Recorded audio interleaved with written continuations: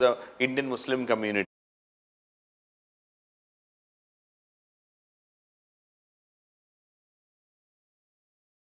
In this video, I would like to talk about the SACHAR committee and its report and some of the issues related to the Indian Muslim community, because SACHAR, Justice SACHAR was appointed by the previous Manmohan Singh government in 2005 to study the social, economic and political status of Indian Muslims, because it is a matter of intense debate since the British time. Many committees were formed and many issues were there, but the situation of the Muslim community in India, the socio-economic and even the political things are not up to the mark, or rather they are they are suffering and they are discriminated, and there are a lot of issues related to this. That is why such a committee was appointed. Because it's the most important committee. In fact, it was a 7-member committee under Justice SACHAR, was appointed by the Manmohan Singh government to examine the social, economic and educational status of Muslims in India. It is the first systematic study of the Muslim community after independent India. The first systematic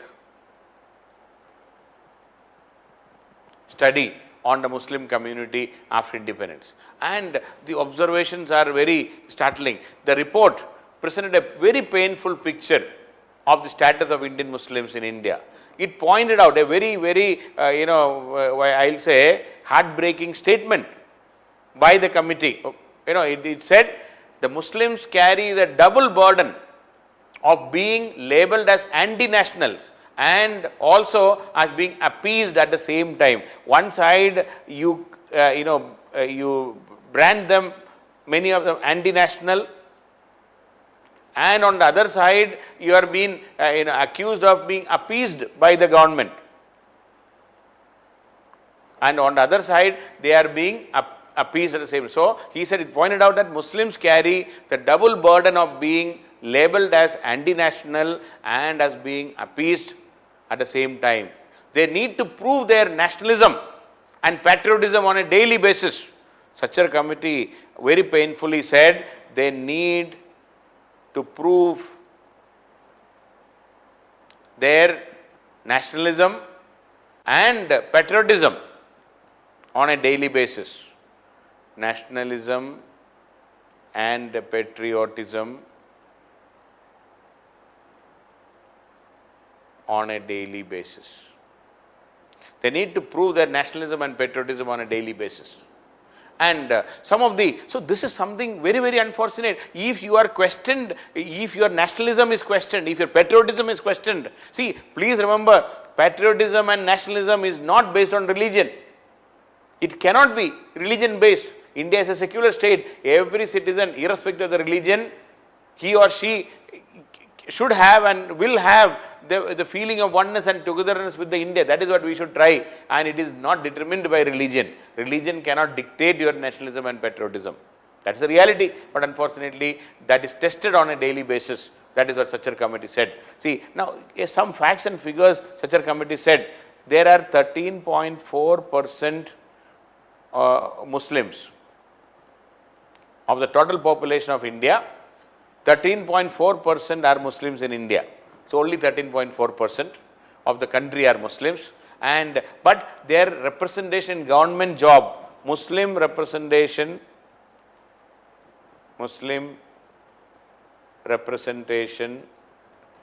in government jobs is less than 5%, 4.9%. Then in elite civil services, they represent 3.2% in civil services, which you are preparing. Only 3.2% Muslims in the elite civil services according to SACHAR committee. In railway, 4.5%.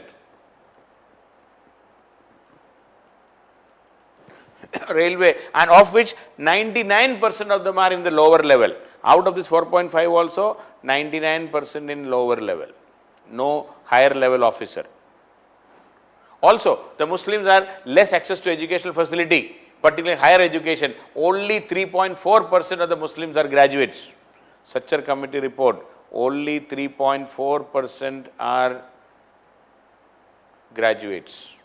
Just see, just 3.4% are graduates. Literacy among Muslims were just 59%, which is lower than the national average. 59% literacy. Of course, this was a figure of 2001 census, but 65% of the national average, so it is lower than the national average. 80% of urban Muslim boys compared to 90% of the scheduled caste or scheduled tribe are in, see, only 80% enrollment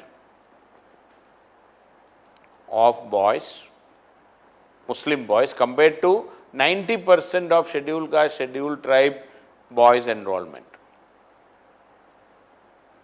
In schools, you can see, so they are faring in education, they are faring worse than even scheduled castes and scheduled tribes in many cases. Just 68% of the Muslim girls go to school compared to 72% of Dalit girls. Just see, 68 Muslim girls, 68%, 72% Dalit girls. And incidence of poverty is also very high among the Muslims. It is around 31% at that time. Even when you look at the 17th Lok Sabha, the present Lok Sabha, 17th Lok Sabha, there are just 27 MPs. The Muslim representation, 16th Lok Sabha, the worst. Just 22 MPs. And from the ruling party, the BJP, 303 MPs are there, only one Muslim MP, and that too from West Bengal. Very sad. So what I am trying to say is that you have 545 MPs and 27. If 13% are Muslim, if you are talking about a fair and just representation, 13%, 10% is 54 MPs. 13% would have been around 70 MPs. You have just 27 MPs. You can see the political representation is very, very weak. It is not there. The educational representation is not there. The literacy is not there. So there are many, many issues of the community, and the committee has recommended that to set up an equal opportunity commission to address the concerns of the deprived minority groups. They talked about an equal opportunity committee. Also, it has to create a national data bank on various socio-religious categories. And it also, see, among the Muslims also, especially in North India, there are 3 different groups. Even though there is no casteism in Muslim community, officially there is no casteism, but still there are 3 Muslim type groups are there. One is called the Ashraf, then an Ajlaf, Ajlaf, and also Arzals. So the in the SACHAR committee, it recommended that this Arzal Muslims should be treated as scheduled caste or a most backward caste, so that there can be some affirmative action. Okay, so and even Ajlaf should be given some protection or some benefits. So the committee said that even though committee did not talk about reservation for the entire Muslims. So the committee recommended that the most backward among the Muslim community, who are socially and educationally backward, irrespective of the religion, we should provide some support to the Muslims. The most backward among the Muslims should be given protection. That is what the SACHAR committee said. Also, it recommended that a nomination procedure for participation of minorities in public bodies, initiate steps to increase employment share of the Muslims, provide legal mechanism to address the complaints of discrimination. So they suggested many steps, work out a mechanism to link madrasas to higher secondary schools and recognize madrasa degree for eligibility in defense, civil, banking exam, etc. May provide some secular education also along the madrasas, so that whoever is studying in madrasa can ultimately be eligible for some government job. So it suggested, and the cabinet also approved at that time in 2007, the Union Cabinet approved the recommendations of the Rajendra SACHAR Committee on Muslims, and also subsequently set up two panels. One on the Equal Opportunity Commission was set up, and another a panel on deciding the diversity index for the minorities. So it has been done, but ultimately it all depends upon the implementation. Implementation is very poor in our country. It's not that we don't know. See, today the situation of the country is Muslim community, most of the Muslim members in our country are at par or equal with the scheduled caste or the scheduled tribe communities in India. Their social, economic, educational development is very, very poor. If, say, we have 15% scheduled caste, 7.5% scheduled tribe, 13.4% Muslims. So if you add all these things, 22 plus 13, so it's almost 35% of the society. So not all Muslims are backward, I fully agree, but vast majority of the Muslims are backward. If almost 1/3 of the population are fully backward, if they are not enjoying the fruits of development, if they are not fully educated, if they are not able to reach the education institution properly, the country cannot move forward. And then if you are discriminated, if you are branded, if you are branding this community as anti-national, or if their loyalty is questioned on a daily basis, this may be a fertile ground for some of their youth to go into terrorism or anti-national activities and things like that. So we need to ensure that this community, see, 13.4% of our society is almost 175 million population. It is not 1 or 2, 175. The second largest Muslim population in the world is in India after Indonesia. So when we have such a large population, and if they are being discriminated, if their social development is not up to the mark, if they are educationally and economically backward, this can create a lot of disharmony in the society. We need all sections of the society to progress. There should be education, there should be awareness, there should be economic progress, there should be no discrimination of any community, including our Muslim community. Then only a country like India can progress, then only our democracy will have true meaning, and then only we can be a truly liberal and a secular country. Every individual, irrespective of their religion, he or she should develop and should be reaching their maximum potential.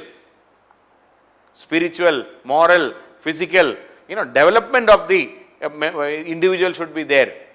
We need to do, we have to run that extra mile to make sure that our Muslim community is also equally developed and they are not left behind. If they continue to be backward, if they continue to be illiterate, if they continue to be economically poor and economically weak, disharmony in the society will come and it will be very easy. And the credit goes to the Indian Muslim community, because despite all the problem, despite discrimination, despite questioning their loyalty, hardly anyone has joined terrorism, hardly anyone has joined the ISIS and all from India. The India's contribution to ISIS is negligible or zero. Hardly anyone has joined such institution. That means Indian Muslim community, despite all problems, they are secular. They have grown in that Indian culture of tolerance, Indian culture of acceptance of other religion, other community, other practices. It is well imbibed in Indian Muslims. It is our credit. The credit goes to our society, our culture, and our upbringing. The upbringing of the Indian Muslims are Indian. There is an Indianness in Indian Muslims. That is why they have not, they are not misguided. They are not taken up terrorism or such anti-national activities, despite we have 107. See, even a country like Maldives, it's a minuscule, a minute, it's a dot it's the smallest country in Asia. Maldives has contributed more terrorists to ISIS like organizations. India has not. Why Indian Muslims have not joined? That is the greatness of our culture. That is the greatness of the tolerance, the greatness of our acceptance of other communities. That Indianness has gone inside the Indian Muslims in a big way. Now it is the duty of the majority community, the majority Indians, to ensure that Indian Muslims are equally developed and they have all the rights as an Indian citizen in this country. It is our duty. We have to bend more back, or rather we have to walk the extra mile to make sure that all of us are equal, all of us are equally developed, all of us are equal opportunity, and all of us have equal education or good education, good employment opportunity, good income, so that we can be a good, prosperous, secular, liberal word is very important. I am very fond of this word. We Indians should be liberal in our thinking. We should not be orthodox. We should be narrow-minded. We should become liberal, and we should be democratic. We should, the preamble, there should be justice, there should be equality, there should be fraternity, liberty of thought, expression, faith, eating food, everything should be there. That kind of a society. We should not poke into the into the plate of other community, and vice versa. So we need to create that. Everyone should develop, and Muslim community also should develop. That should be the spirit. That is why the SACHAR committee is appointed, but a long way to go. Only a committee will not solve the problem. Action will speak louder than this voice. I mean, action should be louder. So we need to do, and we have to ensure that each and every citizen is developed. So we need to do a lot for the Muslim community in India.